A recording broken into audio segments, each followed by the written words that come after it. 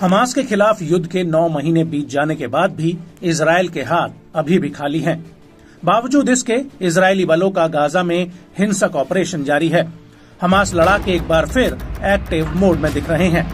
खंडर बन चुके गाजा में लड़ाकों का फिर से हमलावर होना इजरायल के लिए चुनौती बनता जा रहा है। हमास कमांडरों को ढेर करने का जश्न मनाने वाले इजरायली बलों को अब हमास लड़ाके सीधी और कड़ी टक्कर दे रहे हैं। इजरायल को अब हर घड़ी मिल रही चुनौती के बाद भी नेतन्याहू ने इजरायल की सारी ताकत गाजा में झोंक दी है। इजरायल ने गाजा में इस कदर तबाही मचाई है कि उसे वापस से उबरने में करीब करीब 3 दशकों तक का समय लग सकता है।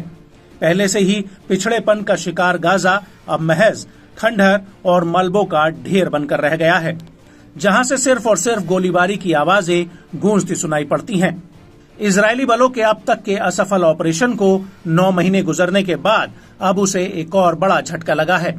ऐसा दावा किया जा रहा है कि गाजा के अभी भी ज्यादातर हिस्सों में हमास का टनल नेटवर्क अच्छे खासे ऑपरेशनल पोजीशन में है।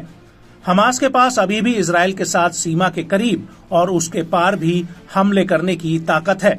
चैनल 12 की खबर ने हाल ही में आईडीएफ के आकलन का हवाला देते हुए दावा किया कि मध्य गाजा के रिफ्यूजी कैंपों, दक्षिण में राफा और उत्तर में शजैया कैंप में हमास की सुरंगें सही सलामत हैं।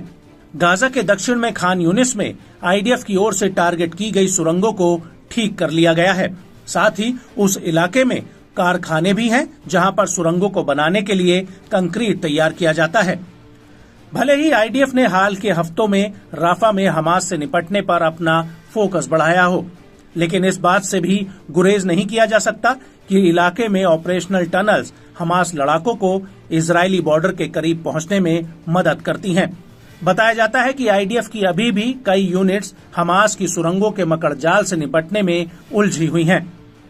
इजरायली बॉर्डर्स के पास से इसे धीरे धीरे खत्म किया जा रहा है।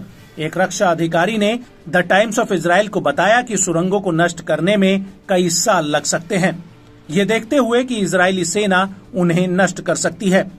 उससे पहले अंडरग्राउंड रूट्स की मैपिंग की जानी चाहिए। साथ ही बूबी ट्रैप और बंधकों की जांच को भी नजरअंदाज नहीं करना चाहिए। बताया तो ये भी जाता है कि हमास की सुरंगों के अंदर कई भूमिगत चौकियां भी हैं।